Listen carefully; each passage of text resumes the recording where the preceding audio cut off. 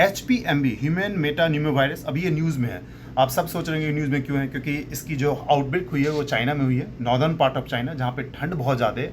तो विंटर में यूजुअली देखा जाता है कि इस तरह के वायरल इन्फेक्शन जो है वो स्प्रेड होते हैं। तो इस वीडियो में मैं बहुत ब्रीफली डिस्कस करूँगा कि HPMB है क्या, कैसे स्प्रेड कर रहा है, इंडिया में आया है, क्या हमें फिर से वैसे ही डरने की ज़रूरत है जैसे कोविड-19 हुआ था, और इससे बचा कैसे जा सकता है, इसमें क्या सिम्टम्स होंगे। तो इन सब पहलुओं पे बहुत ब्रीफली बात करूँगा। एक्चुअली HPMB ह्यूमन मेटानिमोवायरस कोई नया वायरस नहीं है। फर्स्ट टाइम ये 2001 में नीदरलैंड में आइडेंटिफाई किया गया था डच साइंटिस्ट के द्वारा। तो ये नया नहीं है। फर्स्ट थिंग तो ये है कि नया नहीं है। और दूसरा चीज़ है क्या इसके सिम्टम क्या हो सकते हैं। सिम्टम्स बहुत माइल्ड कोल्ड जो इन्फेक्शन आपको होता है वैसा होता है, जैसे फॉर एग्जाम्पल आपको कफ होगा, फीवर हो सकता है, रनिंग नोज हो सकता है, कॉन्जेशन हो सकता है। इतने भी पॉसिबल कि आपको शॉर्टनेस ऑफ ब्रेथ हो, ये भी पॉसिबल है, फैटिग हो सकता है। तो ये सिम्टम्स है। और सबसे इंपॉर्टेंट चीज़ है कि HPMB से हम लोग बचे कैसे, प्रिवेंशन कैसे करें।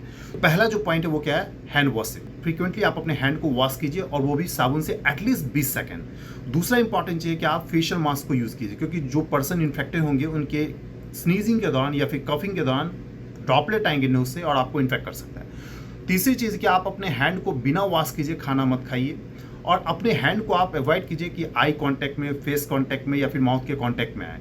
चौथा चीज़ है कि आप क्राउड अवॉइड कर सकते हैं अगर पॉसिबल है। कुछ लोग पूछ रहे हैं कि HPMB का डायग्नोसिस कैसे होता है, सिमिलर कोविड-19 की तरह।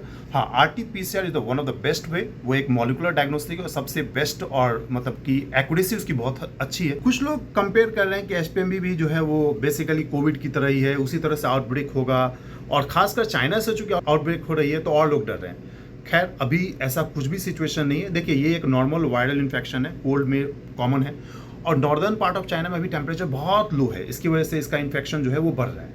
लेकिन कोई पैंडेमिक सिचुएशन नहीं है। WHO ने भी अपनी वेबसाइट पे कहा है, हमारी गवर्नमेंट ऑफ इंडिया भी ये कह रही है कि कोई ऐसा पैंडेमिक सिचुएशन नहीं है। तो एक बात तो क्लियर ही है कि पैंडेमिक बिल्कुल भी नहीं है, इमरजेंसी सिचुएशन कुछ भी नहीं है। WHO ने भी अपनी ऑफिशियल वेबसाइट पे क्लियरली मेंशन किया है कि there is no any means emergency situation, और चाइना में कुछ आउटब्रेक हुए हैं और जो कि एक नॉर्मल सीजनल टाइप का है। इंडिया में हालांकि कुछ केसेस ऐसे रिपोर्ट हुए हैं, जैसे बेंगलुरु में एक बच्चे के बारे में बताया जाता है कि वो 5वें या 6 महीने का या 8 महीने का, उसको डायग्नोस किया गया। और कुछ केसेस जो है वो गुजरात में भी रिपोर्ट हुए हैं, तमिलनाडु में भी रिपोर्ट हुए हैं, और महाराष्ट्र में हुए। लेकिन इतने डरने वाली बात नहीं। हाँ, एक चीज़ है, मैं आपको एक सजेशन जरूर दिया हूँ कि आप प्रिकॉशन ले सकते हैं। जो मैंने 3-4 पॉइंट बताया, आप उसको इम्प्लीमेंट कर सकते हैं। हाँ, एक जो यूनिवर्सल सजेशन मैं आपको दूंगा कि आप अपने बॉडी को इम्यूनाइज कीजिए, आप अपने बॉडी की इम्यूनिटी को बूस्ट कीजिए, और नेचुरली कोई मार्केट से खरीद के चीज़ को मत अपने बॉडी में डालिए और इम्यूनिटी बूस्टर की तरह लीजिए।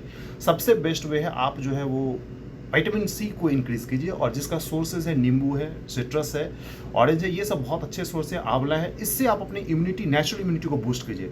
फिर ये जो सीजनल वेदर में जो आते रहते हैं इन्फेक्शन, इससे आप अपने आप को बचा सकते हैं। तो there is no any worry, आप प्रिकॉशन ले सकते हैं और be healthy and be happy.